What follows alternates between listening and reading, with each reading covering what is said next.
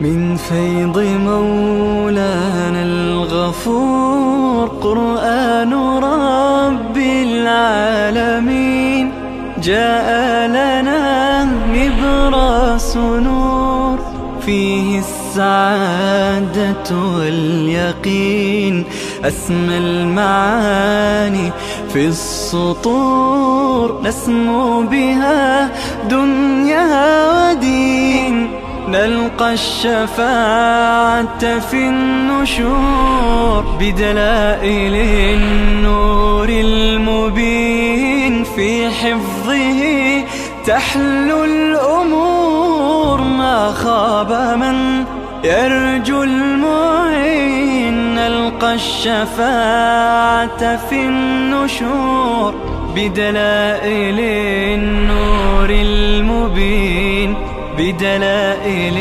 النور المبين.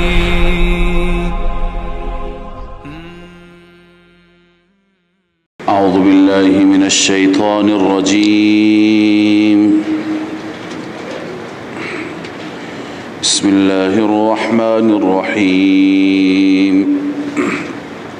لكن الراسخون اما بشارت برای مؤمنین اهل کتاب، برای مؤمنین اهل کتاب الله می فرماید لكن الراسخون في العلم منهم، اما کسانی که راسخون هستند در علم از آنان، کسانی که بر مسیر خیلی ها هستند همین پی اهل کتاب علماء اهل کتاب وقتی که بر مسیر حق بودند که اینها کم هستند همیشه، وقتی که بر مسیر حق بودند الله عزوجل حرمت خاصی برای اونها قائل هست.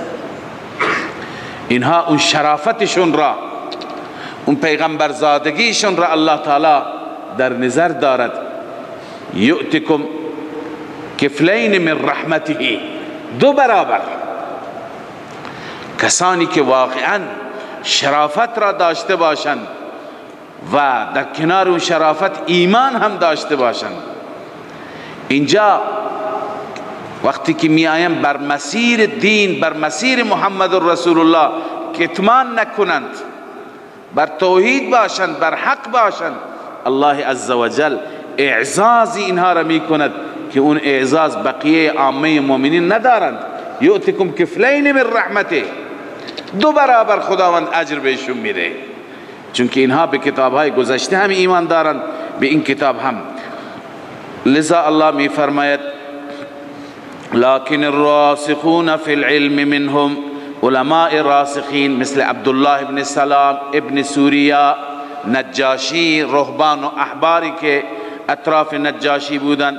والمؤمنون یؤمنون بما انزل الیک، و همچنان مؤمنین واقعی آنان ایمان می آورند. یؤمنون وصف اولشان، یؤمنون بما انزل الیک، آنان ایمان می آورند به قرآنی که بر شما نازل شده. وصف دوم و ما انزل من قبلک، و همچنین آنان ایمان می آورند به کتابهای گذشته، به تورات و انجیل گذشته.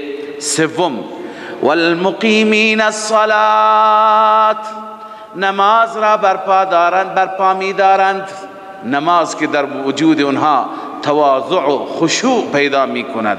وصف چهارم والمؤتون الزکات، زکات را ادا می کنند. زکات را وقتی که انسان ادا بکند حب مال از می رود. حب مال که از دل بره انسان دین فروشی نمی کند. مال را انسان دوست دارد دین فروشی می کند. اینها چیکار می کنند؟ به خاطر اینکه حب مال از اونها بره.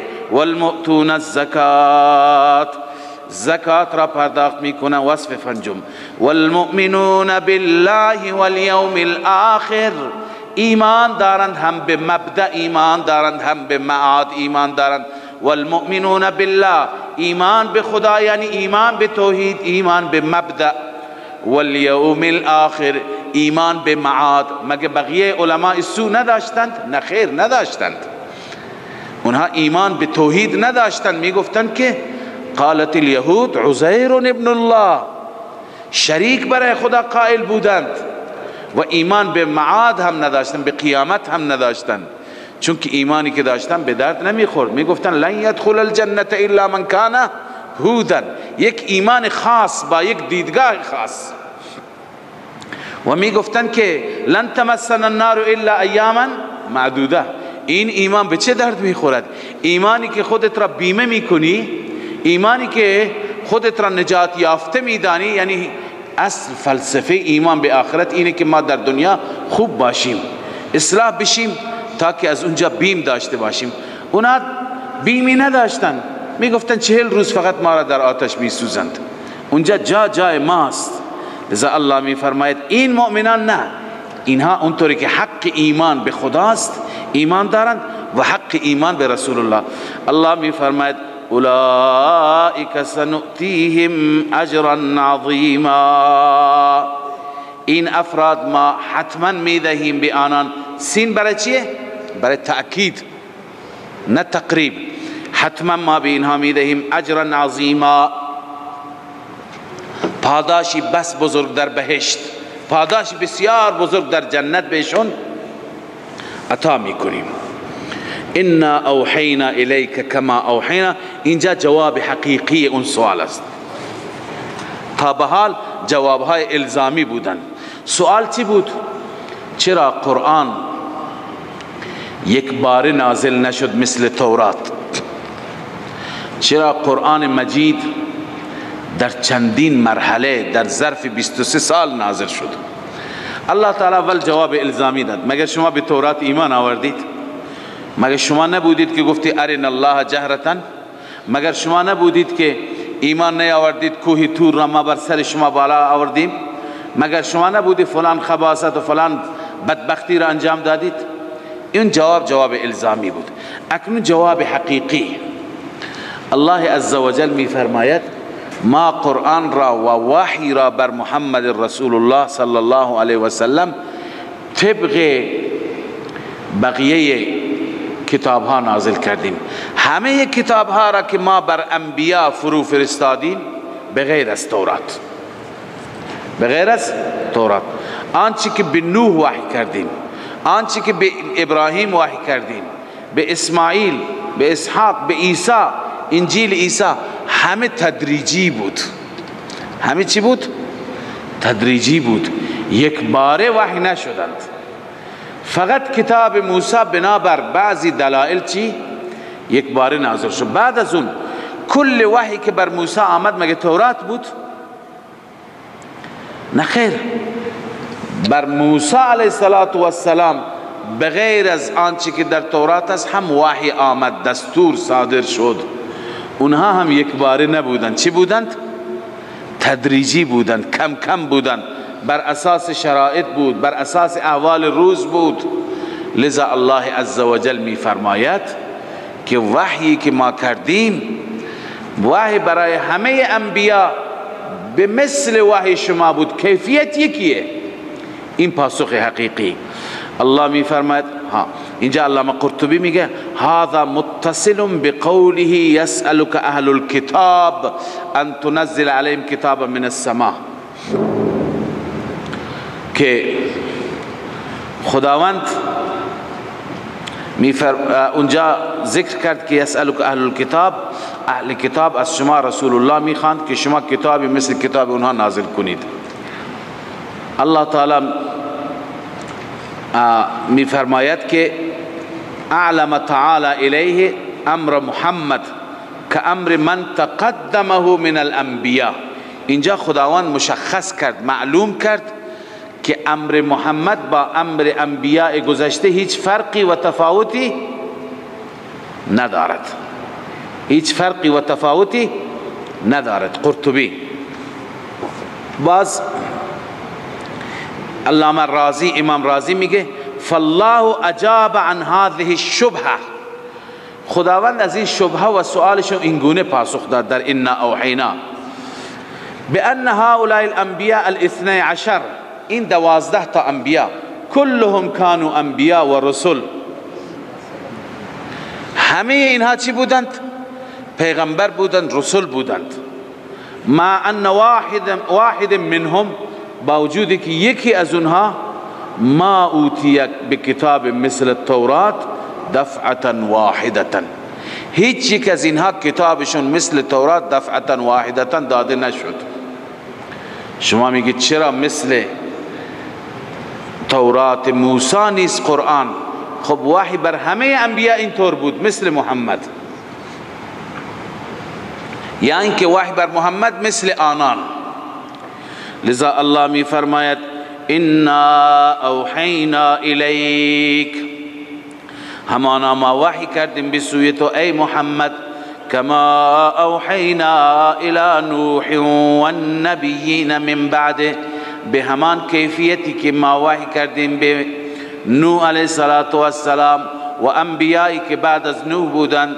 و اوحینا الی ابراهیم والنبیین من بعده عموم هستند، و اوحینا الی ابراهیم بنویسید تخصیص بعد از تعمیم، بالخصوص از اون انبیاء بعضی را نام میگیرند، بعضی که برای یهود اینها مهمند. و اوحینا الی ابراهیم و اسماعیل، ما وحی کردیم به سوی ابراهیم علیه السلام و اسماعیل علیه السلام و اسحاق و یعقوب والاسباط و عیسی و ایوب و یونس و هارون و سلیمان. نام موسی در میان اینها نیست. چرا؟ چون وحی موسی فرق میکنه.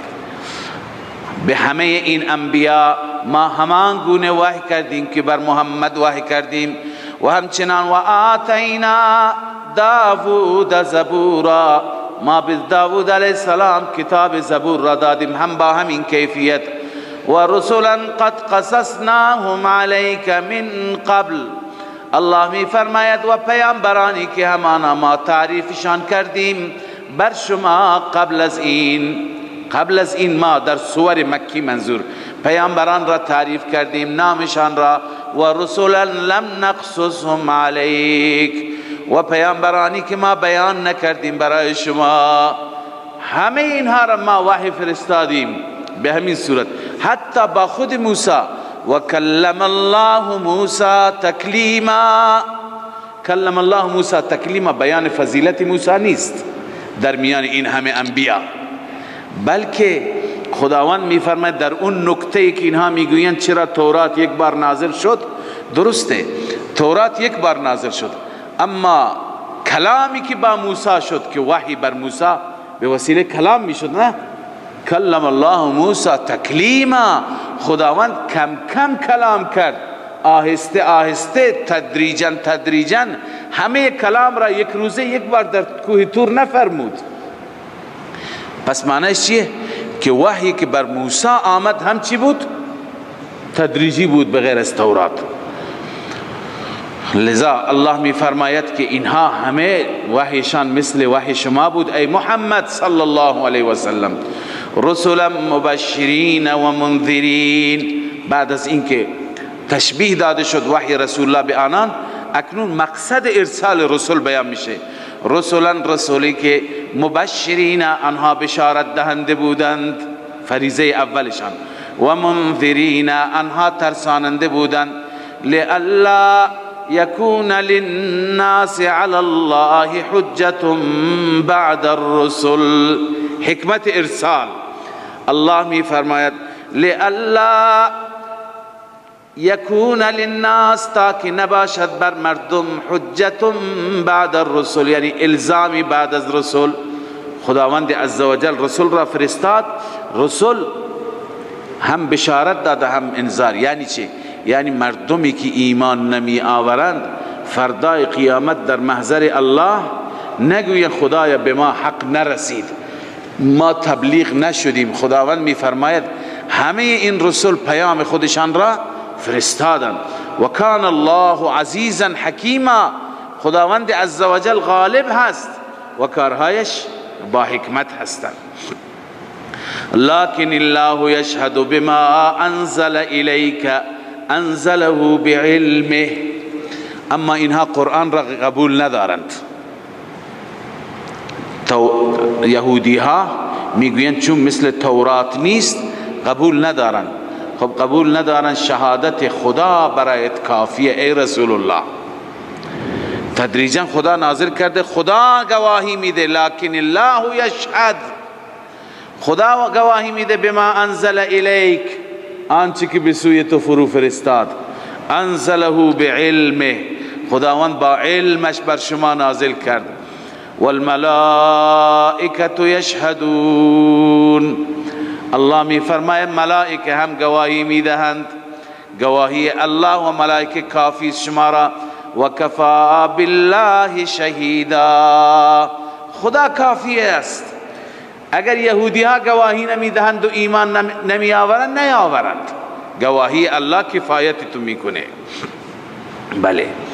ان الذين كفروا وصدوا عن سبيل الله، اکنون تخویف برای اینهایی که ایمان نمی آورند، با وجود این همه دلائل، با وجود این همه شفافیت، الله می فرماید بدون شک کسانی که کفر کردند، ان الذين كفروا، کسانی که کفر کردند، وصدوا عن سبیل الله، کفروا ضلال هست، صد عن سبیل الله اضلال هست. دو مرض داشتند، هم خودشان از راه خدا باز آمدند و هم دیگران را باز داشتند. الله می فرماید ان الذين كفروا وصدوا عن سبیل الله، بدون شک کسانی که کفر کردند و باز داشتند از راه الله، قد ضلوا ضلالا بعیدا، این انسان ها گمراه شدند، گمراهی که بعیدن الحق است. ان الذين كفروا وظلموا لم يكن الله، الله می فرماید بدون شک کسانی که کفر کردند و ظلموا اضلال کردند، لم يكن الله ليغفر لهم، خداوند اونها را نمی بخشاید، نیست خدا ببخشه، اصلا خدا در صدد بخشششون نیست.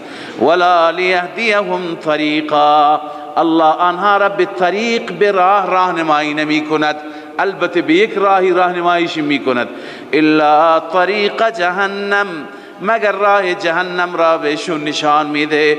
خالدین فیها ابدا، همیشه در آن جهنم ماندگار هستند به طور ابد. و کان ذلک علی الله یسیرا، این کار و این چیز بر الله تعالی چیه؟ آسان هست. لذا اینهایی که گفتن چرا قرآن نازل نشد، یک باره الله تعالی جوابش را به تفصیل بیان فرمود. بعد از تفصیل جواب اکنون الله تعالی تخویف بیان می فرماید که اگر شما ایمان نیاورید طریق شما کجاست؟ جهنم هست.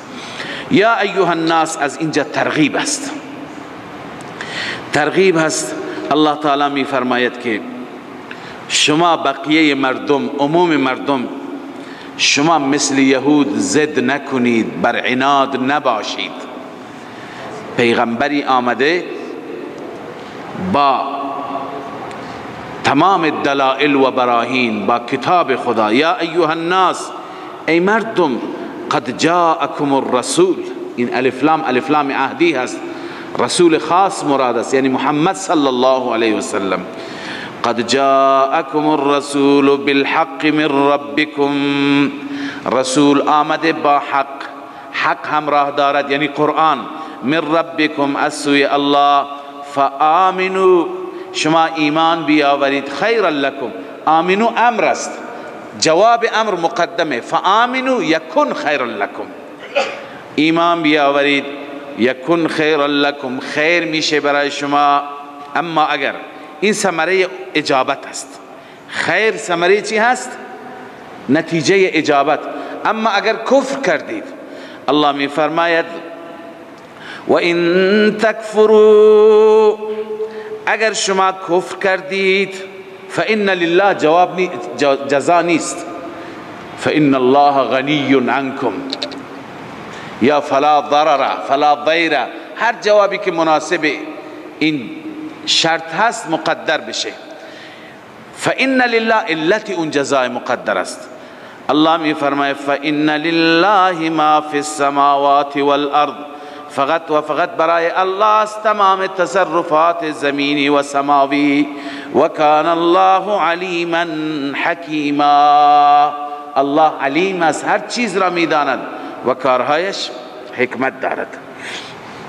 خب پس الله عزوجل بعد از اینکه حقیقت وحی بر رسول الله را فرمود دعوت به سوی ایمان داد. بعد از دعوت به سوی ایمان اکنون دعوت عامه مردم، اکنون دعوت خصوصی به اهل کتاب. بدبختی اهل کتاب غلو است، افراط است.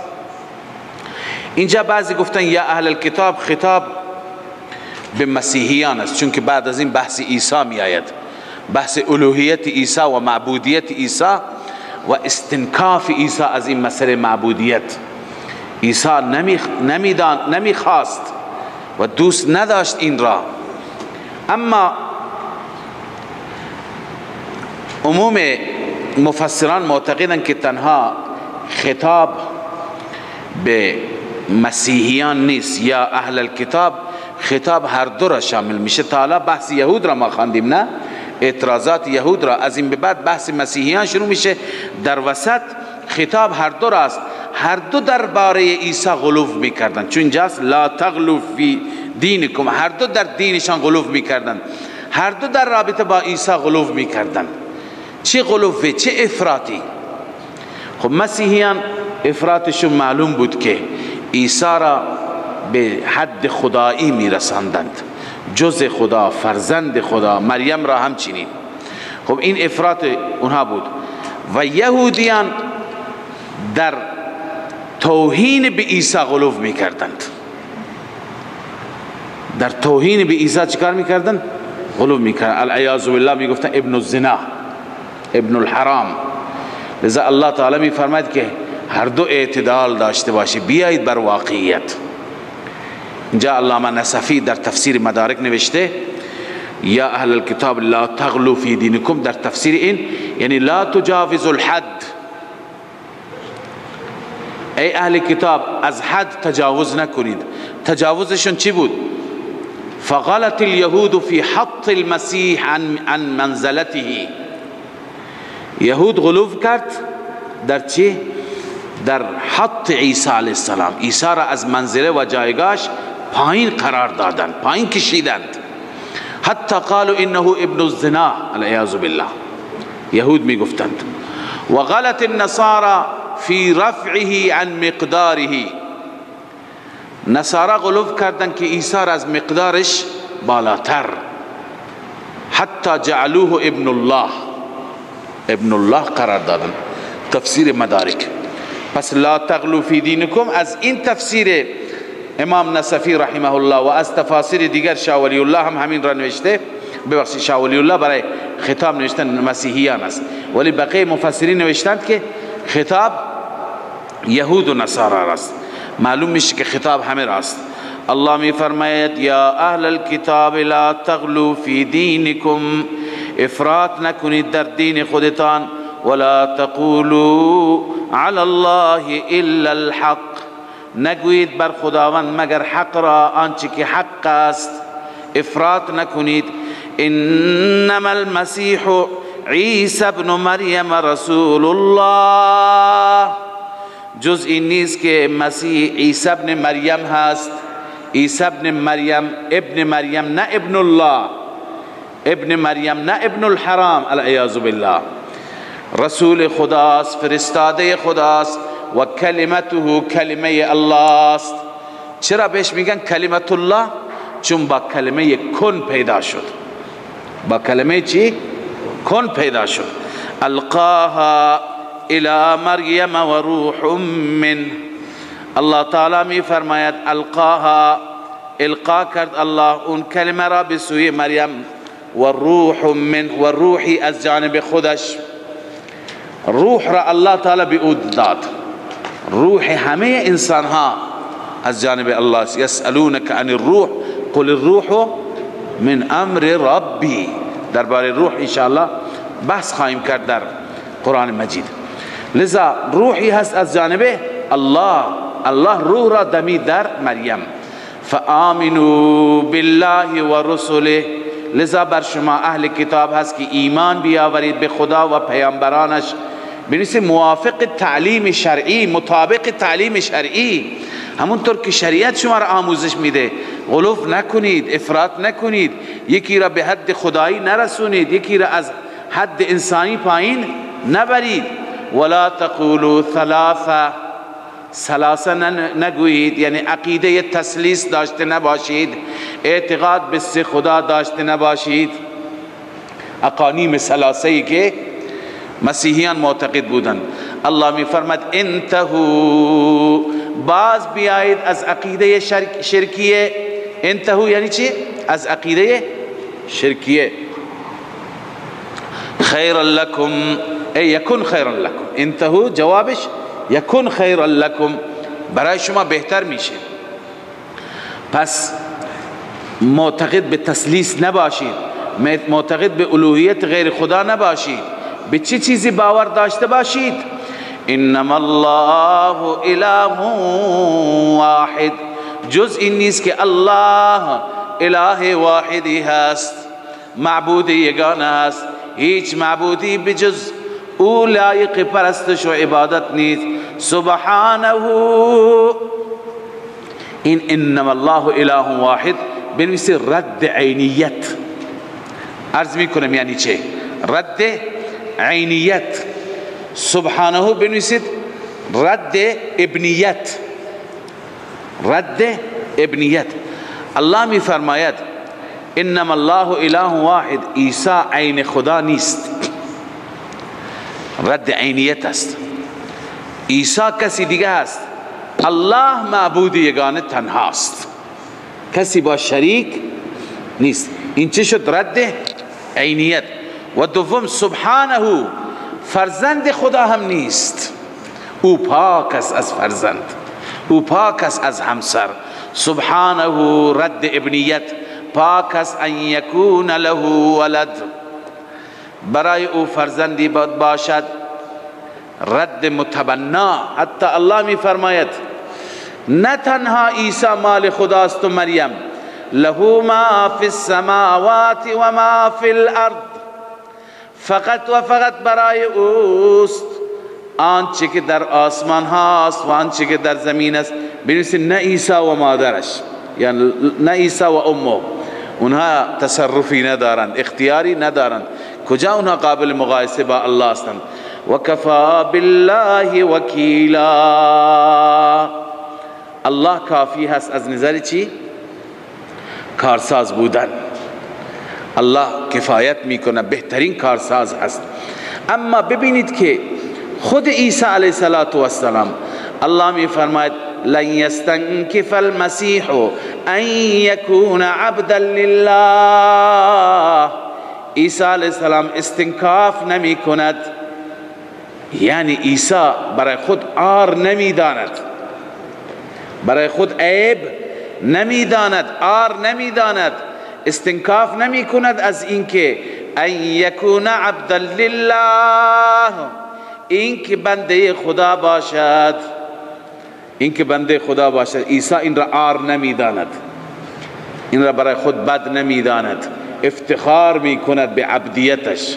ولا الملائکة المقربون، و همچنان ملائکه مقربون از عبدیت و بندگی برای خدا اونها استنکاف ندارند، عار ندارند. این رد کی شد؟ ولا الملائکة المقربون، مشرکین. اون رد مسیح، رد مشرکین. و من یستنکف عن عبادته، الله می فرماید هر کسی که استنکاف بکند، هر کسی که عیب بداند عبادت الله را، عار بداند و یستکبر و تکبر بکند، فسیحشرهم الیه جمیعا، ان قریب الله همه آنها را حشر می کند به سوی خود. وقتی که حشر و جمع بکند اونجا الله عزوجل حساب و کتاب میگیرد. اما اکنون خداوند عزوجل هر دو گروه را ذکر می کند، گروه مؤمنین مخلصین را و گروه منکرین مشرکین را.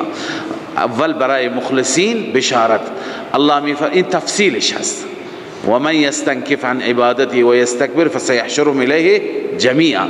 تفصیلش اینه، الله می فرماید فاما الذین آمنوا وعملوا الصالحات، اما کسانی که ایمان دارند یعنی اعتقاد صحیح و عمل الصالحات عمل درست فیوفیهم اجورهم نتیجه الله عزوجل به اونها کامل میده پاداششان را و یزیدهم من فضله علاوه از پاداش الله اضافه از فضل خودش بهشون میده و اما الذین استنکفوا تخویف اخروی اما کسانی که استنکاف بکنند عار بدانند عیب بدانند و استکبروا و تکبر بکنند فیعذبهم عذابا الیما نتیجه الله آنها را عذاب میده عذاب دردناک. این همه خدایان معبودان بتان آلهه به دردشون نمیخورند؟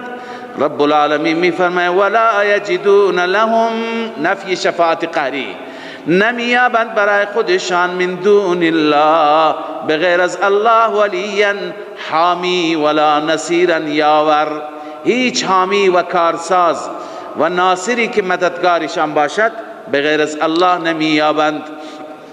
لذا الله عزوجل مسئله را خوب شفاف آشکار بیان کرد جای خفا نماند. اکنون رب العالمین ترغیب میده همه انسانها را به سوی قرآن. اگر میخواهید مسیر صحیح را اگر میخواهید راه حق و اعتدال را بیابید بیایید به سوی قرآن. الله میفرماید یا ایها الناس بنویسید ترغیب مع بشارت ای مردم قد جاءكم برهان همانا آمده برهانی از جانب رب حجتی از جانب رب. قرآن حجت واقعا اگر با وجود قرآن کسی اعتقادش صحیح نباشه و هیچ عذری عند الله ندارد. قد جاءكم برهان من ربكم حجتی از جانب پروردگارتان آمده و انزلنا الیکم نورا مبینا. این تفسیر برهان است.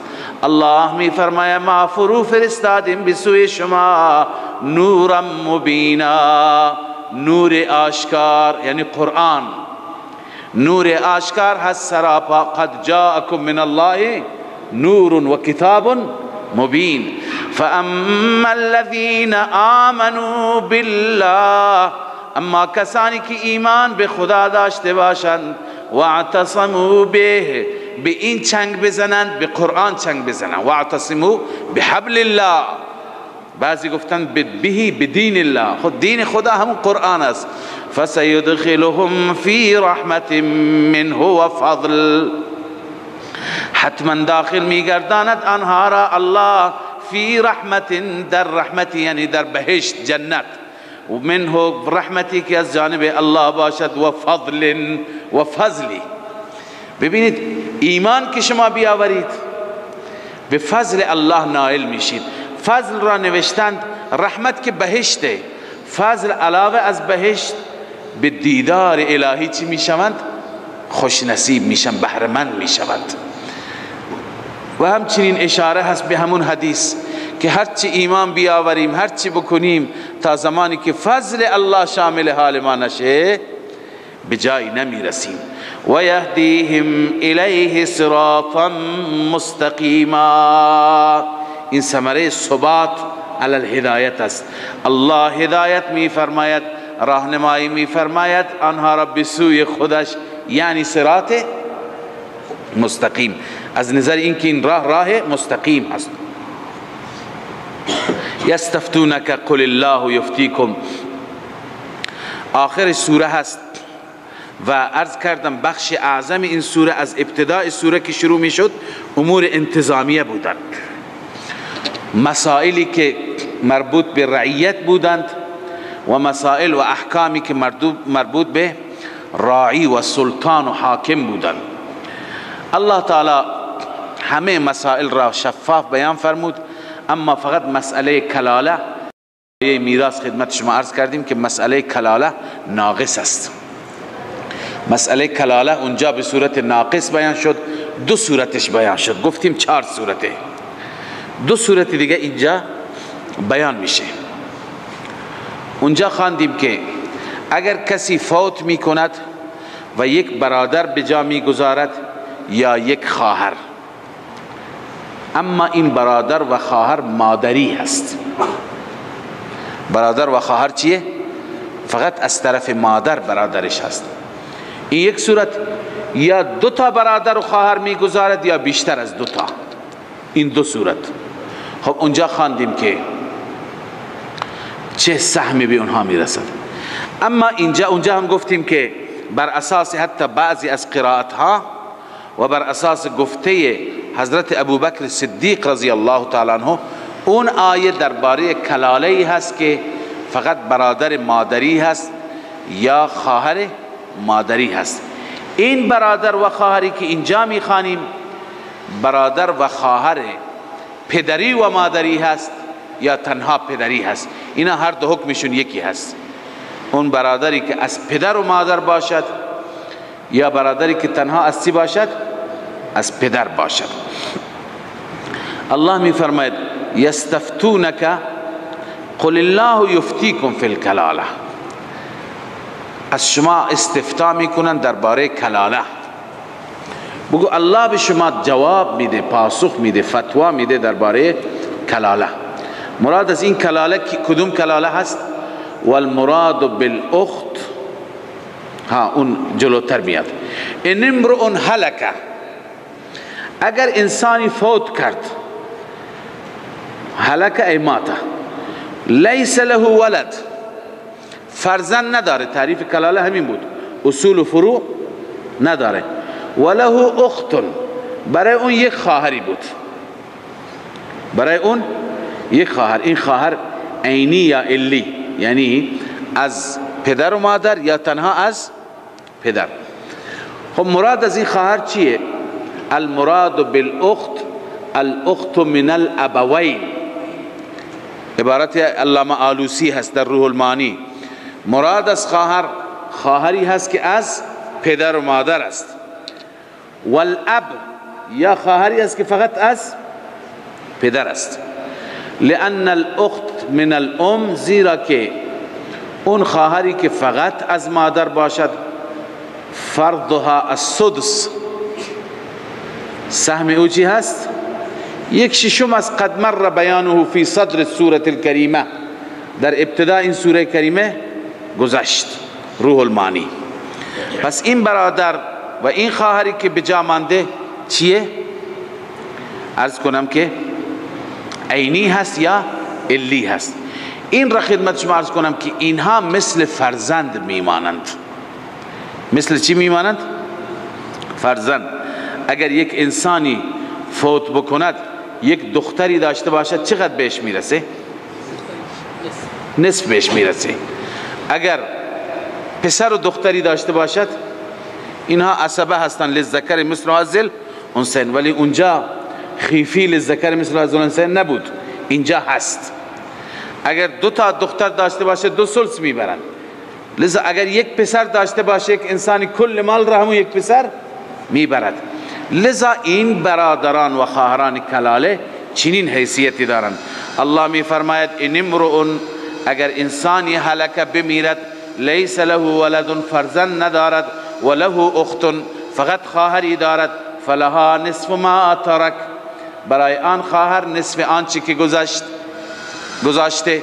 مثل دختر انسان میشه، نه؟ و هو یرثها، برادر از خواهر ارث میبرد. چقدر؟ کل مال را. برادر کلاله. و هو یرثها، برادر از اون خواهر ارث میبرد. ان لم یکن لها ولد، اگر برای او ولد نباشد، نه اصول باشد نه فروع، کل به برادر میرسد. همونطوری که یک فرزند اگر باشد، تک فرزند باشد، کل مال به کی میرسه؟ به تک فرزند. الله میفرماید فَإِنْ كَانَتْ اثْنَتَيْنِ، اگر دو تا باشند، دو تا خواهر باشند، فَلَهُمَا الثُّلُثَانِ مِمَّا تَرَكَ، برای آنان 2 ثلث هست از مال متروکه. چقدر؟ 2 ثلث. و ان كانوا اخوة رجالا و نساء، الله می فرماید اگر برادرانی باشند و خواهرانی رجالا و نساء، مرد و زن باشند، مثل فرزندان یک پدر فللذكر مثل حظ الانثیین. برای مرد 2 برابر زن هست، برای برادر 2 برابر خواهر است. یبین الله لكم ان تضلوا. الله عز وجل در پایان سوره تلقین میفرماید، تلقین به تعمیل. یبین الله لكم، خداوند برای شما بیان میکند ان تضلوا. ان تضلوا اصلش هست لئلا تضلوا، تا اینکه شما گمراه نشید. والله بكل شیء علیم. خداوند به هر چیز عالم هست. از روی حکمت خدای تعالی احکام را بر شما نازل میکند. صدق الله مولانا العظیم.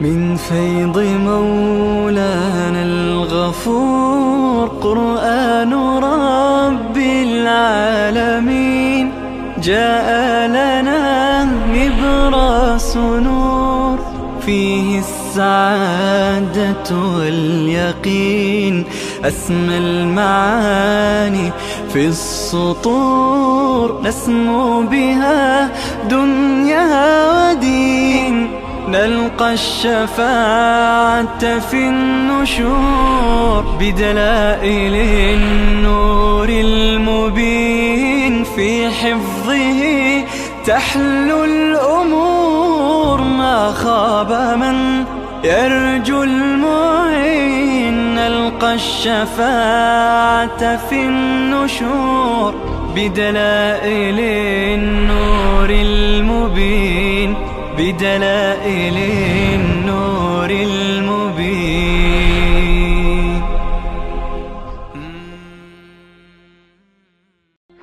من فيض مولانا الغفور قرآن رب العالمين جاء لنا نبراس نور فيه السعادة واليقين